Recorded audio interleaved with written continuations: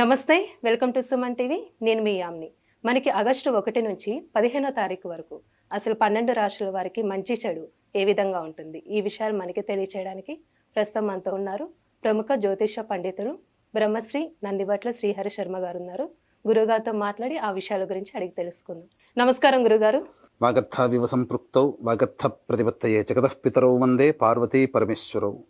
సదాశివసమారంభాం శంకరాచార్య మధ్యమాం అస్మదాచార్యపర్యంతం వందే గురు పరంపరాం. ఆదిత్యాయ చ సోమాయ మంగళాయ బుధాయ చ గురుశుక్ర శనిభ్యశ్చ రాహవే కేతవే నమః. శృంగేరి పీఠాధిపతులకి, కంచి పీఠాధిపతులకి నమస్కారములు తెలియచేసుకుంటూ కార్యక్రమాన్ని ప్రారంభిద్దాం.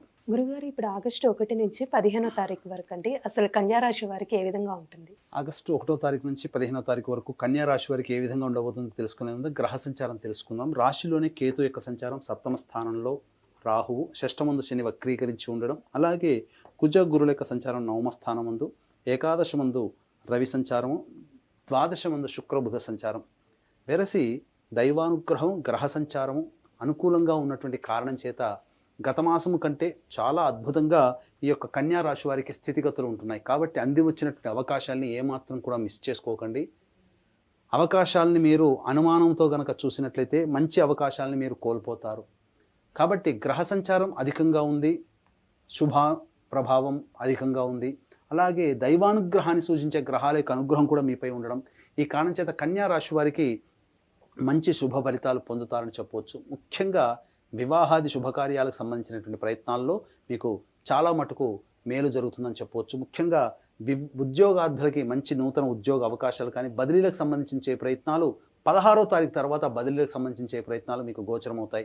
విదేశీయానము, విదేశీ విద్యకు సంబంధించినటువంటి ప్రయత్నాల్లో విద్యార్థులకి మరియు ఉద్యోగార్థులకి శ్రమ పడితే తప్ప అనుకున్నటువంటి యూనివర్సిటీలో కానీ, అనుకున్నటువంటి సంస్థలో కానీ ఉద్యోగం లేదా సభ్యత్వం లభించదు.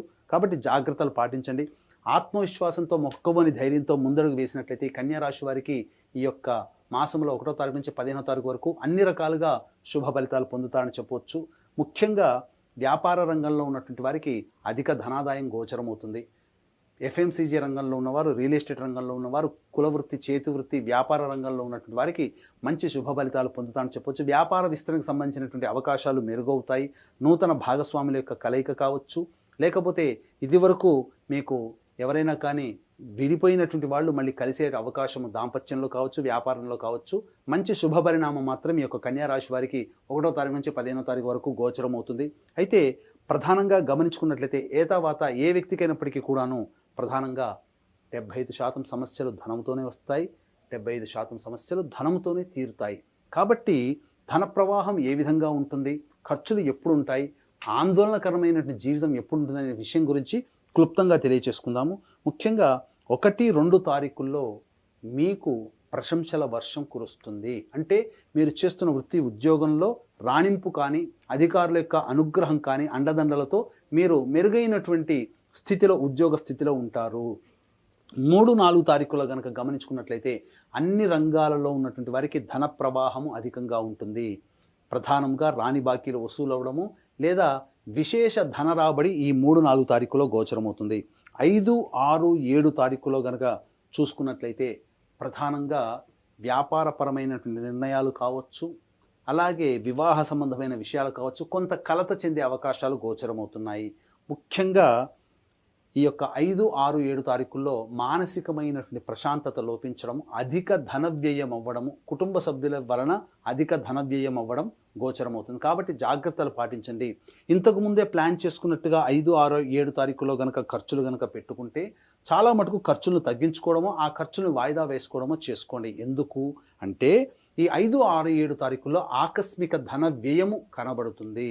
కాబట్టి ప్లానింగ్ ప్రకారం పెట్టుకునే ఖర్చులు ఆ రోజున జరిగేటువంటి ఆ 3 రోజుల్లో జరిగే ఖర్చులు అధికంగా తోడై మిమ్మల్ని ఉక్కిరి బిక్కిరి చేస్తాయి.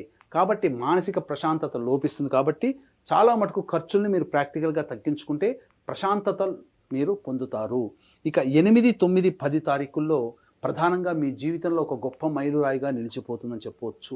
అనుకున్నటువంటి పనులు సకాలంలో పూర్తి చేసుకోవడమో, లేకపోతే పెండింగ్లో ఉన్నటువంటి పనులన్నీ పూర్తి చేసుకోవడమో, ఏదైనా ఒక మంచి పని చేశాను లేదా ఈ పని చేయడం నా జీవితంలో మంచి జరుగుతుందనే ఒక సంతృప్తితో ఈ 8, 9, 10 తారీఖుల్లో మీరు ఉంటారని చెప్పవచ్చు. కాబట్టి అధిక ధన వ్యయం, సంతోషకరమైన జీవితం, విందులు వినోదాలు కావచ్చు, బంధువులతో స్నేహితులతో లేదా పాత స్నేహితులను కలుసుకోవడమో, పాత ఉద్యోగస్తులను కలుసుకోవడమో, లేకపోతే ఇతరత్ర ఏదైనా కానీ సంతోషంతో గడిపే రోజులు 8, 9, 10 తారీఖులు అని చెప్పవచ్చు.